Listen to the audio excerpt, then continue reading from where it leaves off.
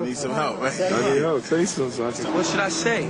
Rock. You don't rock. stop. No, you do Rhyme the part. You say rock higher and all that part. I'm the king of rock.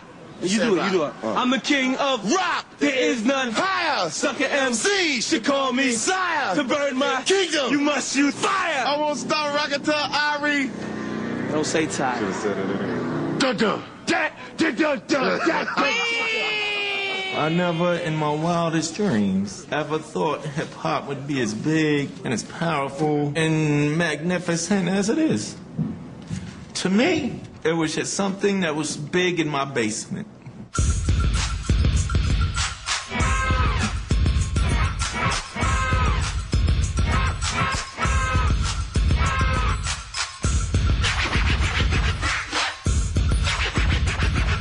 The 80s was the period when hip-hop really began to take over.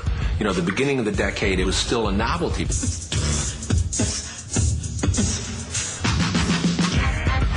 By the end of the decade, it was built into the fabric of the music business, and the artists were winning Grammys and selling millions and millions of records.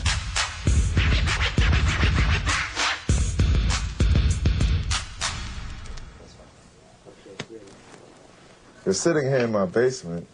This is it. This is his basement. Dee's house. Dee's house is not mine or Jay's. Not my house. Dee's. This is his basement. You know. As Run DMC, since we got the chance, we want to take rap and make it a part of other music. Like a lot of the singers and stuff, they think of us kind of, you know, it's from the street. It's not going nowhere. We just want to be able to sit with them at the Grammys. You know, we make rap as music. It's a part of music now. Everybody's starting to relate with it, you know, and everybody's starting to understand it. So by 5 years from now, we might be like the biggest thing out.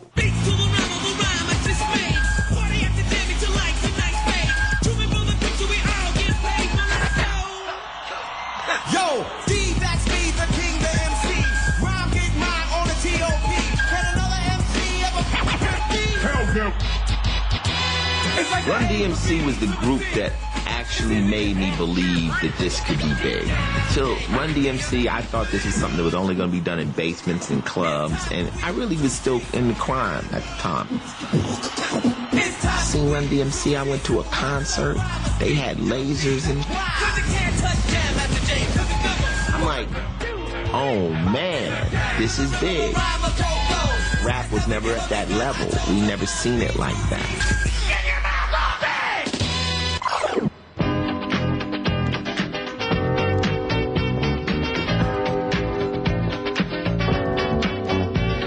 I was in high school in 1980, which means Rapper's Delight is on record. You go to folks a year older than me, 2 years older. Oh, that's just noise. It's going to go out of style 2 years from now. You know, it's going to be out of here along with hula hoops and pet rocks in a second. Throw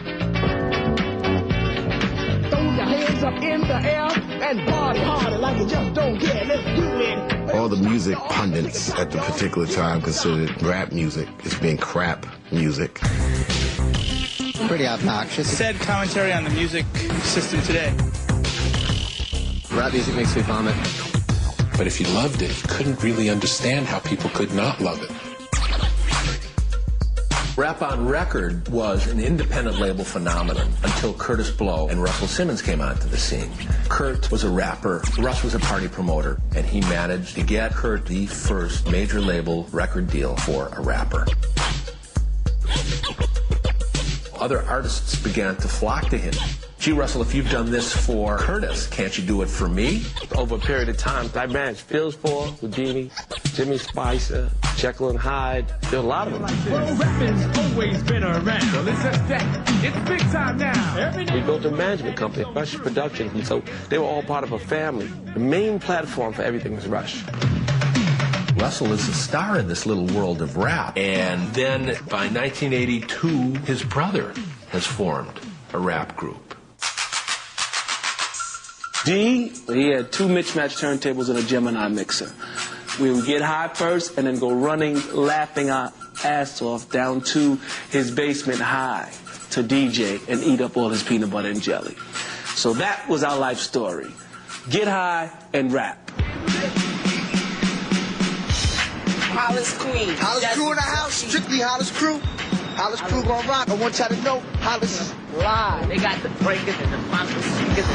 Hip-hop started in the South Bronx. If it never happened in the Queens, it would have died in the South Bronx. What made hip-hop stay around so long is because people realized to make it good, you had to sing about your own neighborhood. Light skin from Hollis Green, and I love being frank and walking peace. I dress to kill, I love the style. I'm an MC, you know who's worth your while. Run DMC said, word from Queens, you know, and it was fresh. I'm a credit card, I go uptown, come back home, remove myself from my microphone. Hollis, Queens, New York.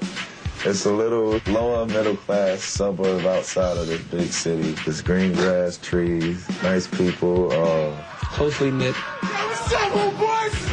We all still live with our parents. Everything's still cool. When it's time to move out, I guess we'll move, but until then, I don't think I'll be moving. What about you, man? I ain't going nowhere. What about you, Jay? I love this place. This is cool. Run DMC and Jam Master Jay and Hollis, Queens is where we stay.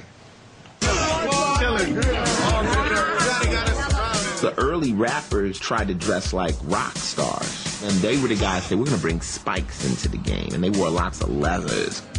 Run DMC brought out the hats and the leather blazers. I mean, that was a street hustler look in Queens, you know. Stetson hats. Stetson. When Run DMC came out with that attitude, that confidence, that style, the shell-toe Adidas with no strings. No laces, it's comfortable. They didn't just represent Queens anymore, they represented hip-hop.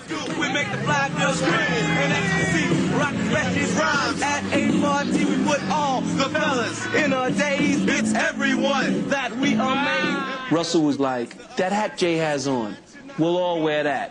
Whoever was the coolest looking dude, if Russell sees it, there it is, their outfits are made. What Jay got on? Okay. And to the sucker MCs who did not learn, if you don't this time, we shall return. Russell would have loved to have made a deal with a black executive at a record label at that time, but the black execs he was talking to were into much more polished R&B.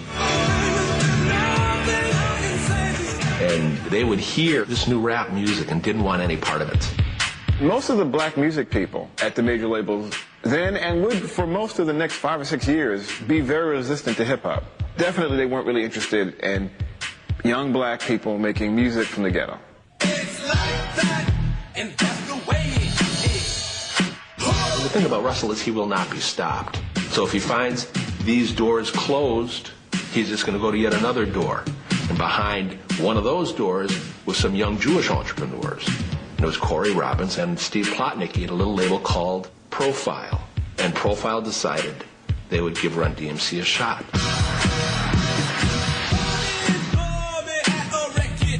For our first album, Run DMC was very, very important. Two MCs who are claiming the fame, and all other things won't be the same.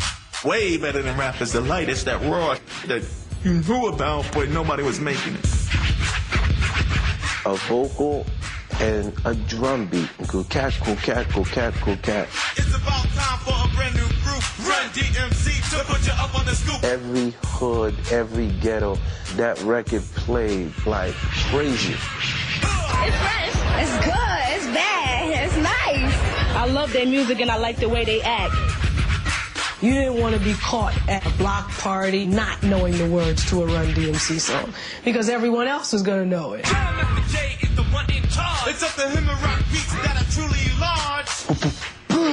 It's bigger. So big. Jam Master Jay, Run DMC.